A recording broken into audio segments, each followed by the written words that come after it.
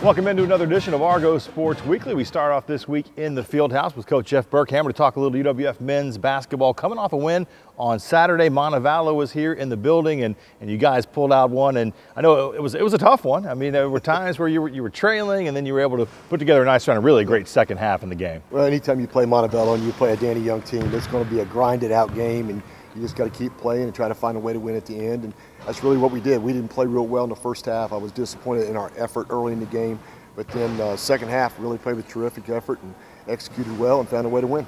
We talked about it last week on the show. You guys are in this kind of weird end of the season thing where you go a week between games and then you only have one more with Valdosta coming in here on a Thursday night this week, and a little bit different rhythm, a little bit different than what you've been doing all season. Yeah, it's just a quirk of the schedule. It's the league schedule that comes out. We end up with 2 games in the last 4 dates, and our 2 byes end up in the last 2 weeks. But it's a time to rest some guys, maybe work on some stuff that we hadn't worked on since earlier in the year, and maybe throw through a few new wrinkles in there too to kind of get ready for postseason. You guys were able to clinch a spot in the GSC tournament without even having to play a game, and now it's kind of playing for position. First of all, I know that's what you shoot for when the season begins, is to be in the tournament, to have a chance there as we get into March. Now you can finish anywhere from 5 to 7. How important is that?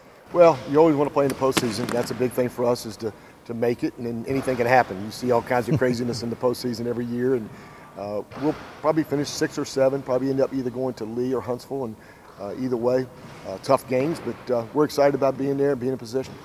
I think we look back, and of course, the beginning of the season always seems like it was a long time ago as you get deeper into the year, but you guys started 1-5. Since then, you've gone 13-7, now 11-8 in conference play, and really, I know consistency is something you still want and desire from the team, but really playing some pretty good basketball at times as you hit the conference tournament. Well, I thought we would get better as the season went, and we have. We've gotten better. We've become a little bit more consistent up and down at times, but I thought overall, we've continued to improve. Defensively, we've been solid for most of the year, and offensively, we've continued to be a work in progress. But we've gotten better there. We've gotten more consistent. We've got some other guys now scoring a little bit better for us. I know you kind of never know what's going to happen, and you need guys to step up, and we've seen different guys do that throughout the season. In the Montevallo game on Saturday, get big days from John Brown and Connor Flanagan. They combined for 40 points. I think they hit 7 threes between them. That's always good to see. I think JB shot like 58% from the floor. You can win a lot of basketball games when that's going, but you needed some other guys to step up. Cameron Cox gets into foul trouble. Brett Carter Jr. steps into the point guard role and does a pretty good job. Well, I thought Brett did a really good job. Last year, when he was out and didn't play, we played him at point in practice a lot. So he's played there before. They weren't pressuring, they weren't pressing, so we felt like against the zone, to leave another shooter in the game was a good idea, and we let him play the point and surrounded him with better shooters at the 2s and 3s. And I thought he did a really good job. And then Arafat Shabu comes in and really had a good game, had a couple baskets down inside. He's just so good defensively. He kind of changes things in the middle of the paint. He came in and gave us really good minutes. He's long. I've noticed that. And of course, you were playing against Montevallo, a little bit bigger size. What do we expect from Valdosta coming in here on a Thursday night? Obviously, number 12 team in the country, very good. But you guys have had some magic on this home court against those top-tier teams. Well, we've been good at home throughout our 5 years here. We've been good at home, and hopefully we'll play really well Thursday. We'll have to play really well Thursday. If you look at their team, they're very good. They can score the basketball. They're first in the league in scoring. They got a lot of guys that you have to guard. Some teams you don't have to guard everybody, and this is a group you do, and you really have to get back. You can't give up easy baskets. You can't give up live ball turnovers that end up in dunks and easy shots for them. They're a challenge. They're a challenge to guard and a challenge to play. I know oftentimes the last home game of the season is an emotional night because it's senior night and you got a lot going on. The good news is you don't have any seniors, and so that bodes well for the future. Yeah, no seniors. We got a lot of young guys they'll be back that we can continue to build our program with. But it'll be a big game. It'll be a big game. Valdosta is still playing for a regular season title. They've won 15 in a row, and we're still playing for seeding and have some momentum going into the postseason. So it'll be a big game, but it'll be a fun game, but it will be a very challenging game. I think they have an excellent team. Get on out here, support the Argos on Thursday night, the 27th, final home game of the regular season. It sounds like a recipe for an upset coming right here in the field house. Coach, good luck to you. Coming up next year on the show, we'll check in with Coach Stephanie Lawrence Yelton and the women's basketball team right here on Argo Sports Weekly.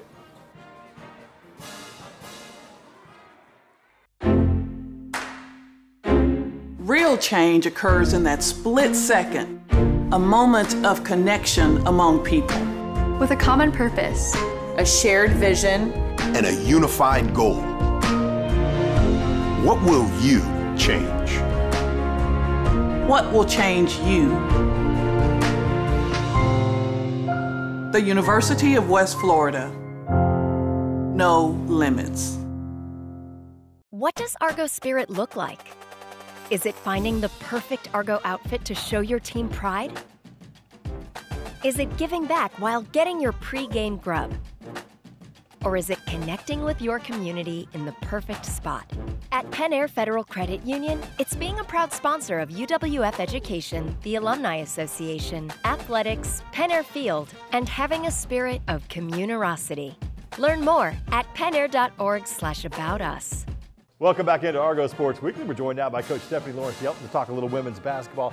Final week, I mean, where does the time go? You know, all of a sudden, you know, it was December just a minute ago, and then here it is, the end of February. To you, it felt like a quick season. To us, not so much. Been a little bit of a long one. You guys had a game on Saturday, kind of weird the way the schedule was working. We were talking with Coach Jeff Burkhammer last segment. You get to this point of the year, you're not used to having a whole week between games. You guys did that last week. Had Montevallo come in and play on Saturday, and you were right there. In fact, you're down, you know, to a point at one point, and then just kind of ran out of gas. Yeah, and you know, we had an injury with Rachel McCree going out. She had a migraine that just hit her in the middle of the game, and she just wasn't feeling well. We had to pull her out, and she was really scoring some great buckets for us, and I think that hurt us offensively. We went through another scoring drought again, and that was just the name of the game against Montevallo. They're going to continue to score. You know, teams that were beating them were scoring in the 90s. We're not that kind of team. We thought if we could really hold them into the mid-60s that we might be able to, you know, score enough to beat them, but we just couldn't get to that level. One thing that did come out of that game is Danielle Norquist. We've talked about Danny all season long, and the numbers just keep piling up, and all of a sudden you look up and it's like, wow, she's at 20 double-doubles, and then she goes out Saturday against Montevallo, 24 and 17, and now has 21 double-doubles. And just to appreciate how difficult that is every night, you know, being able to make sure you're in double digits points and rebounds, and she's done that and then some. And now she's got a chance against Valdosta Thursday night, final game of the season, to break a record that Tony Brewer, who was just a phenomenal player, set last year. Yeah, you know, again, that's a testament to Danielle's work ethic and her desire. I thought she came out like gangbusters against Montevallo. I mean, she had her double-double almost at the half. Yeah. She was one rebound away from it at the half.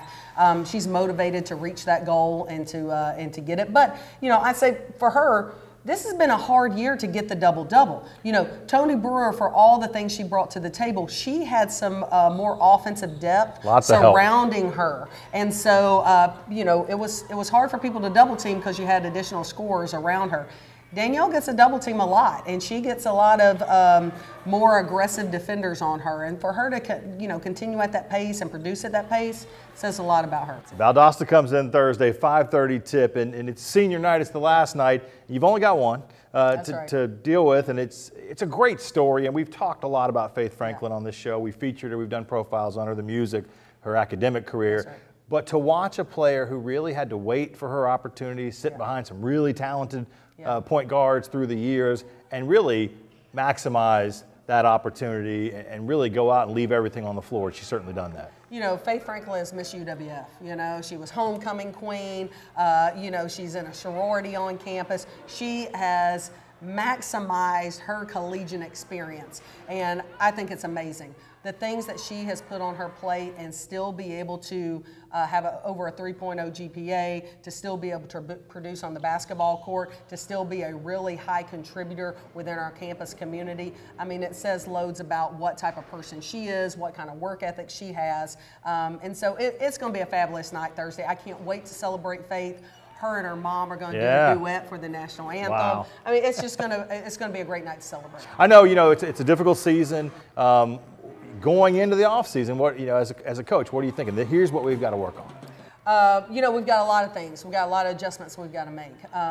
You know, we're still hitting the recruiting trail. I'm fresh off the recruiting road, you know, doing this interview. And, you know, we've got to reload that roster. I think for our current players, we've got to really get them focused about what they can do over the summer that can elevate their game. There's a lot of them that need to extend their range. There's ball handling that we need to do. We've got too many turnovers. We have a lot of hand and foot mistakes. There's a lot of things that can go on in the weight room that can help produce a little bit more success for our individual players. So, next week we'll sit down because we're, this is our final game. We'll sit down with individual meetings and really scope out a plan for each individual player and what they need to do in the postseason and then into the summer to really come back and be the best team we can be in the fall. Let's make a pitch. Beach, buckets, and a really good coach right here. Yeah. Good luck to you guys on Thursday night. Coming up next here on the show, we'll check in with baseball and softball. Spring sports are underway. That's next on Argo Sports Weekly.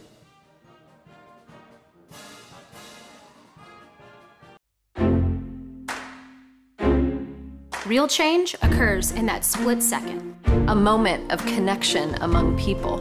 Change is inclusive. Change is collaborative. Change is transformative. Change connects. Who will you connect with? What will you change? What will change you? The University of West Florida. No limits. There's nothing quite like coming together over a fresh-cooked meal. Face to face, burger to burger, solving the world's problems over fries. There's also nothing like solving the problems right in front of you, like baseball practice, swim team, and getting your family's meals just like they like it, all with a few taps on your phone. Yeah, good thing there's more than one way to solve the world's problems. Good thing there's Whataburger.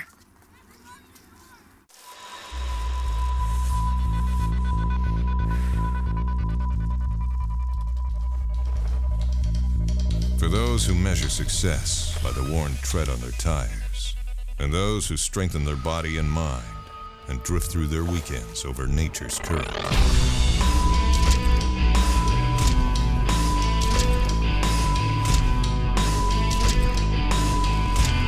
Andrews Institute, for those who move. Welcome back into Argo Sports Weekly here in the Field House lobby. Now, amongst all the trophies with Coach Mike Jeffcoat from the UWF baseball team, you put a few of these in here through the years. No one. Yeah, get the national championships in there. You guys went on the road, West Alabama over the weekend, getting ready to come back home. We'll talk about a big series right here on campus coming up this weekend. Overall, pretty good weekend. You take 2 or 3, and I know that's what you need to do. That's what you want to do when it gets into conference play. Yeah, I mean, going on the road in conference, anytime you can take the series, it's great. Had a very close game in the first one on Saturday. Just never could get that run in. Again, some of that Achilles heel still hanging around with the runners at third and less than 2 outs, and us not being able to hit the right ground ball or hit the deep enough fly ball, just not going in our favor. And give West Alabama credit, they pitched really well, and we scored a run there in the top of the ninth, and it was 3-2 and had a chance to take the lead.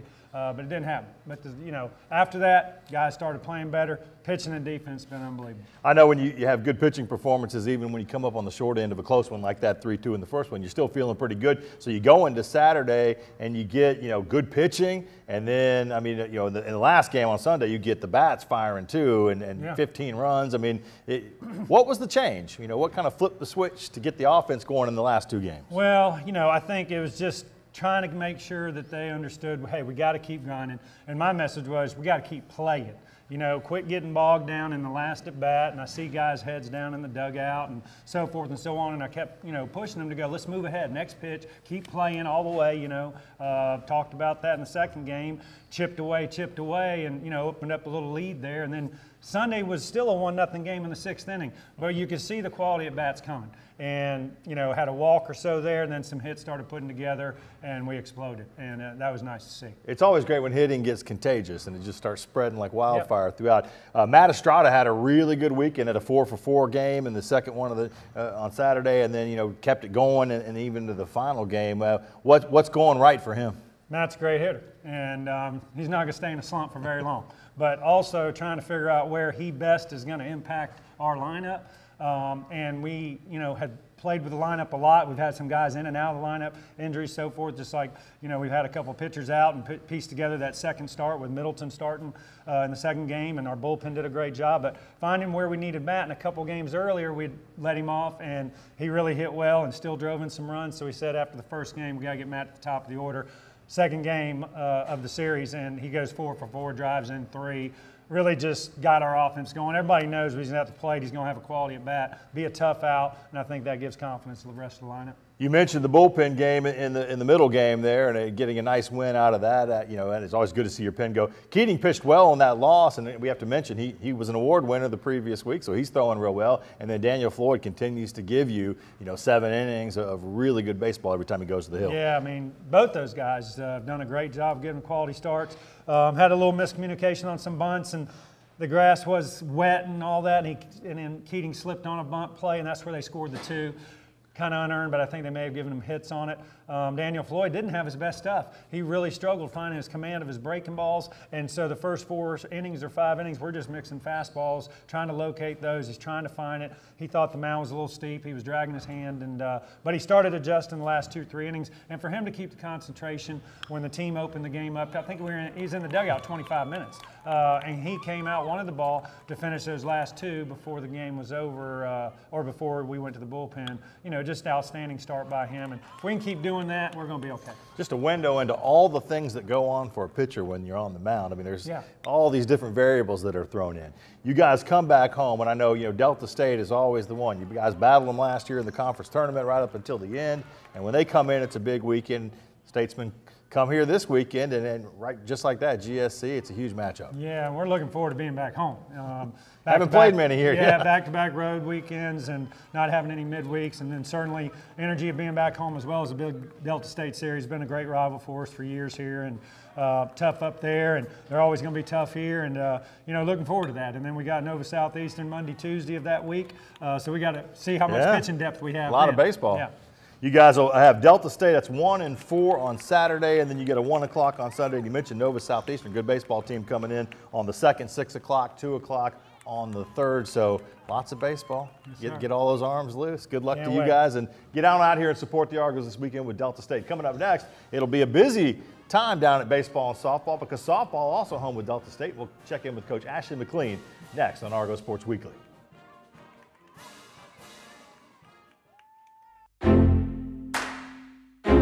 Real change occurs in that split second, a moment of connection among people. With a common purpose, a shared vision, and a unified goal. What will you change? What will change you? The University of West Florida. No limits.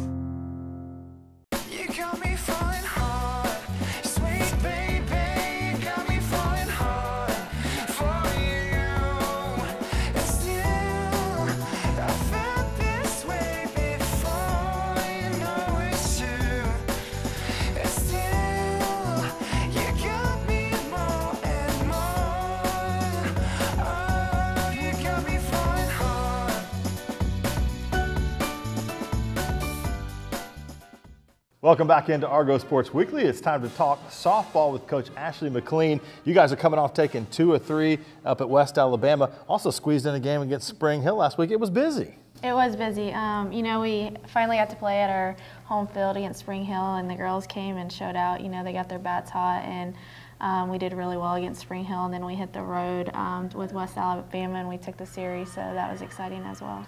I know, it's one of those things, it's maybe mental, maybe it is a little bit physical, but playing at home just brings out something different. And you guys played a lot of tournaments, some really tough competition to start the year. The schedule just breaks that you're on the road to kind of start conference play. So coming home and playing Spring Hill in that game, I think a 12-4 win, that just kind of gets the juices flowing a little bit, the home crowd, all that kind of stuff you mentioned. How does that work for the mental aspect? I think it was just, they were just excited to be finally home, a field that they get to practice on every day, and just having an opening game, getting the kind of jitters and the nerves out was really good to have a midweek opening, but I'm really excited for opening weekend coming up, so we'll see what our girls have to bring to show to the crowd. We'll talk about that in a second with Delta State coming in. It'll be big, baseball, softball going on, all the action out there at the fork and the spoon. With the series up in West Al, how close are you guys to you're right there where, to sweep the series like we kind of saw last year. You do take 2 or 3, that's important, but is this team closing in on kind of where you want them to be? They are. I mean, they're about to bust open that gate, I think, all the way around. Our bats are finally getting there. And, you know, we had some big defense mistakes this weekend, and that's what hurt us that first game. And I think once we just put it all together, we're going to be a dangerous team.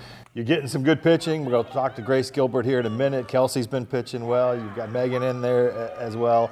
Tila swinging the bat well, and, you know, kind of the players that you expect. And then you've got some of your younger players and less experienced players starting to step up a little bit. We're seeing a little pop in the bats. We are. Mayo, our freshman third baseman, you know, I got her at third, and she's never played there a day in her life until this year. That's always fun. That was exciting to see one of our freshmen step up, and she came up big this weekend. She had her first college home run, so that was exciting to see. So, but we do have our freshmen are starting to gel together, and just our younger kids are starting to step up. Is it kind of a thing of where, you know, you got to learn the Gulf South Conference a little bit, the level of competition that you have to kind of step it up a little because everybody's looking to knock you off for the younger girls? I do. We talk about that, and we've already had that conversation, but, you know, you never really know until you actually experience it. And so I think they have 2 weekends now under their belt, and they're seeing, like, every team can play at this level. And how much do you then have to lean on those experienced players, the ones that kind of helped you a lot last year, that are returning and that you know you need their leadership? I think it's huge. You know, Mika Garcia has been a starter since her freshman year, and she's a kid that I've had multiple conversations just helping her work through this and helping her lead this team. And so I think she's a special one that a lot of our younger kids, they fall for and they fall on and see how she reacts to things. And once she has that standard already, so it's been really good to have that kind of kid. What do we expect from Delta State coming in? They're scrappy. I mean, everyone in this conference is good. You know, everyone can swing the bat and everyone can pitch. So as long as we take care of our business and make the plays behind our pitchers, we'll be just fine. Everybody brings their A game. And speaking of, Grace Gilbert's been fantastic for you at the plate and in the circle as well, kind of doing it all as she does, and we got to spend some time with her. Each week here on Argo Sports Weekly, we'd like to spend some time with some of our student athletes. Grace Gilbert joins us now, pitcher, big-time hitter, junior on the softball team. Let's talk a little bit about the start of the season. At the plate, you're off to a heck of a start. I think 20 RBIs through the first couple weeks. Yeah, it's been going well so far. What's been the secret? Just having smart at-bats, I think. Swinging at good pitches, being on time. And having your teammates on base helps a little bit too. Absolutely. What's it been like for you guys? I talked to you, in the preview day when we were kind of getting ready for the season. I know, coming out of last year, there's a lot of expectation, a lot of hype, and then you guys play some really tough competition to start the year. But the bullseye's on your back. How have you handled that? I think we've done a good job so far. We need to really find a way to click all the time. We find it here and there, but then sometimes it's not, so we're really working on that and trying to get some chemistry going on the field. What's been the biggest difference between last year and this year as far as that chemistry is concerned? I think the difference is last year there was a really set lineup all the time, and this year we just have so much depth that there's just a lot of people in and out, so it's getting everybody used to that and knowing that they need to come in and do their job when it's time. Now you pitch too, so when you're not at the plate, you're out there on the mound, and I know in the circle. And then for you, it's a fine line, right? You can pitch really well, and things just don't break your way, and it can be a tough day out there. How do you mentally kind of deal with that? Taking it one pitch at a time, just not trying to overcomplicate it. And it's easy to get overwhelmed knowing that I hit too, so it's just taking it one pitch at a time, just doing what I can. We'll hear this phrase a lot in baseball and softball, trust your stuff. What does that mean to you as a pitcher? Just knowing that you've put in the work and that your pitches work, all you have to do is just throw strikes and you get the job done. Now tell everybody, you graduated already, and what are you doing now? First of all, that's congratulations. That's a heck of a thing to get done as quickly as you did. And kind of what are you on to now academically? I'm doing healthcare administration classes right now, and I hope to eventually start my master's in nursing. Already got the nursing degree. Right. What do you do in the downtime then? Because you got studying, you got softball. What else does Grace do? Honestly, there's really not that much downtime. That's kind of what I thought the answer might be. Yeah, season is a lot. So. Not a lot of reading for pleasure or binge watching shows or any of that kind of stuff. Well, good. You're handling it all very well. What for you? What does a successful season look like individually?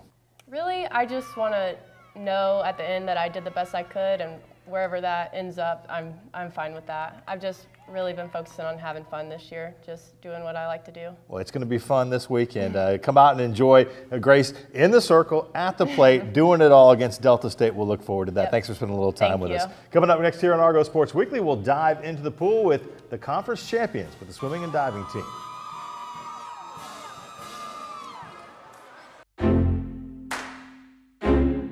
Real change occurs in that split second, a moment of connection among people. Change is inclusive. Change is collaborative. Change is transformative. Change connects. Who will you connect with? What will you change? What will change you? The University of West Florida. No limits. What does Argo Spirit look like? Is it finding the perfect Argo outfit to show your team pride? Is it giving back while getting your pre-game grub? Or is it connecting with your community in the perfect spot? At Penn Air Federal Credit Union, it's being a proud sponsor of UWF Education, the Alumni Association, athletics, Penn Air Field, and having a spirit of communerosity.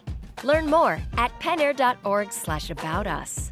Welcome back into Argo Sports Weekly. We're in the field house lobby now, surrounded by all these wonderful trophies, conference championships, national championships, and the hits just keep on coming for this UWF athletics program. The swimming and diving team went to the conference championships over in Cleveland, Mississippi, and they stood out, winning their first conference crown since 2016 and leading this 7-team event all 4 days, wire to wire. And there were some notable recognitions from this as well. It is the third conference win for this UWF program, the 103rd now conference championship for the athletic program. So we have to change the signage out here like all the time. We're going to need like maybe electronic boards to make that happen. Coach Phil Krause wins the Women's Swim Coach of the Year, first time for him. Barbara Parker is the Women's Dive Coach of the Year for a 7th straight season. Esther Rossetto, Swimmer of the Meet. She won 3 individual events. And Kelsey DeJesus, Diver of the Meet, as she wins both of the diving competitions. It was a good weekend to be in Argo. We caught up with the team after the victory. I'm really proud of the girls. They did hard work all year long, so it's great to come away with the championship. You know, and the divers did a great job as well. Kelsey was diver of the meet. Esther Rossetto was swimmer of the meet. Barb was diving coach for the meet, and I was swim coach. So good overall. I really enjoyed it. It's been a great year. Obviously, we have a little bit more ways to go. We've got NCAAs coming up here in about 3 weeks, so we're going to go home and get back to work a little bit, rest down, and hopefully we can come away with a little bit higher place than last year at NCAAs. I think we got a good shot. Hopefully we get up to Geneva, Ohio, and do a good job and make the Argos proud. This was a great conference meet. We had Kelsey win on both boards. Danny got second on 3-meter and third on 1-meter. And Carson, our senior, just brought as many points in as she could. It was a really productive meet. I think we learned a lot. I think that we've got a great group of girls that are gelling together now. When we go up to nationals, they're just not going to even know what hit them. Up next for swimming and diving, the NCAA meet that is starting March 10th up in Ohio. Tennis is rolling along. In fact, they had their first home meet here over the weekend on Sunday. Both teams playing some very good tennis right now for Coach Derek Racine. The men and the women taking on Lee. The men get a 6-1 win in the first home match. The women blank Lee 7-0. The men also had a win over Rollins last week, 6-1, to improve to 6-1 on the season. 4-0 now in Gulf South Conference play. The women are 5-1. And unbeaten at 4-0 in the GSC. The men will head to Oklahoma City for an indoor tournament, and then both teams are home again March 7th, hosting St. Leo right here at the Ralph Skeeter Carson Tennis Complex. We'll look forward to that. As always, GoArgos.com is your home to get the latest results. Look at the upcoming schedules. We've got features on there for you. You can always tap into live streams from the different Argo athletic events and live stats as well, so it is the place to be. We'll see you again next week right here on Argo Sports Weekly.